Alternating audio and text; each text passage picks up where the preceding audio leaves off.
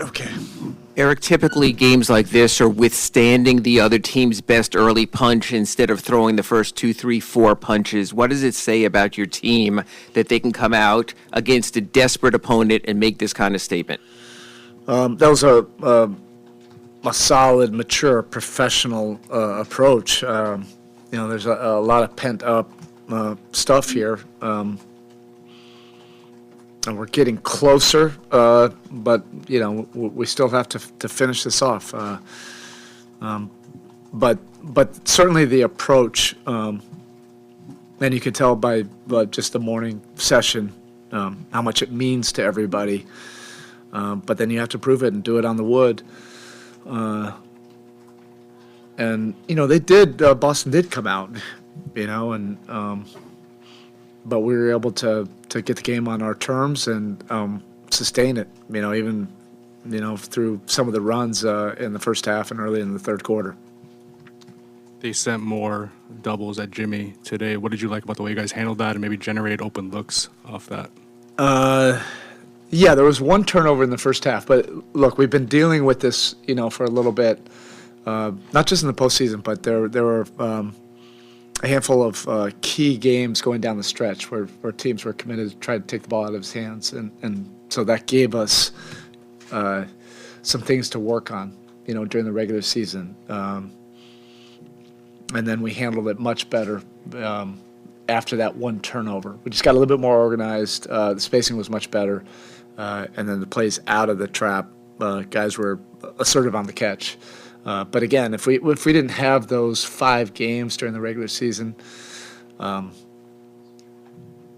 we came in the next day and we're really working on it, watching film on it, just getting all on the same page about it, that it could be different by the time we get to the postseason. And then last series, obviously it was New York. They were pretty committed to that, so at least it was at the front of our mind. Erik, when you talk about the pent-up stuff you just referred to, is that still residual from the regular season? Is that just because you're so close to getting to where you want to go? Is it? You can probably, you can probably fill in the blanks from that, but we have respect, deep respect, for Boston, and everything that we went through previously, and some of the emotions are coming out, but I like that, and then we're just going to direct us and keep on focusing on the task at hand, and we'll decompress tomorrow, but we'll really get our minds right to finish this thing off. You've been very consistent since March, saying how much you liked the direction the offense was taking. And even if the threes felt like making a miss, what have you liked so much about the offense in the postseason? Well, I like the just the work, during the last 3 months of the season. I mean, it really was all season long, but the intention of coming in after really frustrating losses, watching film, working at it, being intentional, getting on the same page, over-communicating it. This is not working, this is working. Let's get to what's working more. And everybody just pouring into that process. Those are gratifying experiences, particularly when, you're losing games and you're getting criticized for it, but you're still able to just come together and try to get it right. That doesn't always happen. Sometimes you fall prey to the criticism and it can go sideways. But this group showed, a resilience to try to get it right. And some of those tough lessons, during the regular season where we were losing games because of that, we were getting better from that. How important has Gabe's pull-up shooting been, specifically during this playoff run, between the step-back threes, coming off the screen? Yeah, I'm glad you mentioned that. It's not just a pull-up. It's just his assertiveness and aggressiveness and reading the game. I thought he had as much of an impact and put his fingerprints on the win in Game 2 as he did tonight. One of the games he had 4 points. Another game he had 29. And he has that emotional stability to, he sees guys like Jimmy and Bam, who are the perfect role models, coming in as a young player, that it's about impacting winning. And sometimes it's about constantly making the right play and doing it on both ends of the court. That's tough to do as a young player because so much is celebrated just about that last number on the box score. But we do need, since Tyler and Vic are out, we do need Gabe scoring. Or we need his, I don't want to say that, we need his assertiveness, we need his aggressiveness, we need him putting his eyes on the rim and then making the right play. And everybody wants him to do that. The same thing with Caleb. We want those guys every single time down the floor to be aggressive. It can't just be Jimmy and Bam. Now, they're doing, the big muscle work, but you need a lot of guys contributing. And we all love that Nambi version. I've seen that one. And there will be times where we do need that one. When he's Nambi, he can be special too. You've talked over the years about the Duncan Bam handoff connection, but just seeing what it's evolved into with the back cutting, with the lob to Bam today, with all the different things they're able to do, just what have you seen it evolve into from that original handoff hub? Yeah, it's like 5 years of just Malcolm Gladwell, the 10,000 hour rule. This is 10,000 hours of drilling with those two guys a long time ago, forever.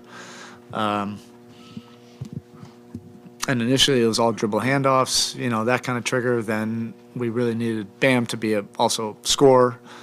Then we needed Duncan to be able to put the ball on the floor, do all the back cut and all that stuff, and then try to connect that and get everybody synergistic. And that takes some time, when both guys are trying to develop new parts of their game. But this is the constant evolution of two guys trying to get it right. And knowing that there has to be improvement in that two-man action. But when both guys are a threat and both guys can just read the defense and both guys are not just predetermining, that's when it's at its best. Well, you talked so much recently about how important the regular season was and how important playing in all those close games were to get you all to this point. But why is nobody surprised that you all have been able to maintain the level you have in the postseason? Not sure, and we don't really care. If people don't really want to pay attention to what happened in the regular season, we're not going to make excuses for it. We just had to deal with a lot this year, and I think that beauty in the struggle of not making excuses for it, not collapsing your spirit, because it got tough. There's nothing easy about it, and there can be a beauty in that. You can get better from that. But we never felt that we were far off from where we were last year. So it is what it is. But this has been one of the, the most interesting and gratifying regular seasons. I'm not talking about the postseasons, but just to be able to go through that struggle together. And come out of it with a group that was pure of intention, and then trying to get better, and then see it play out in the playoffs. That's ultimately what you would love a regular season to do for you. Yes, well, you mentioned it can't just be Jimmy and Bam. How gratifying is it to see in a game this important that it was Caleb and Gabe and Duncan stepping up the way they did, when in the game that you knew that it was going to be very important? Yeah, and Jimmy and Bam are both fueling that. They're just infusing those guys with confidence. In all the moments of truth, Jimmy is going to put his will on the game. And that's what everybody wants from him. And the same thing goes for Bam. The beauty of that relationship is they both know at this point how special and unique that partnership is. As a head coach, I love seeing that. They both see it in each other. But then they also know that they have to impact everybody else on the roster. And we talk about it all the time. You want to breathe life into other guys and ultimately enjoy someone else's success. But that takes great emotional stability. You know, there's a lot of pressure and voices and noise, coming at you from a lot of different ways. But those guys get it. And you're seeing, some of the role players, really grow and be able to expand their games. That only happens if your star players really want that. Erik, how's Kevin's ankle? Yeah, we'll find out. He says he's fine. He was a little bit scared about it. He said he probably could have gone in the second half, but he just wanted to reevaluate it. We're up 15, and I was like, all right, let's just make sure we know what's going on. That's where I'm going right now, is to meet with the trainers and just find out exactly what it is. I don't even know if it's his ankle, at this point. He was just, how he is. He's a tough veteran guy. Like he said he was fine. So we'll see tomorrow. Okay, thank you.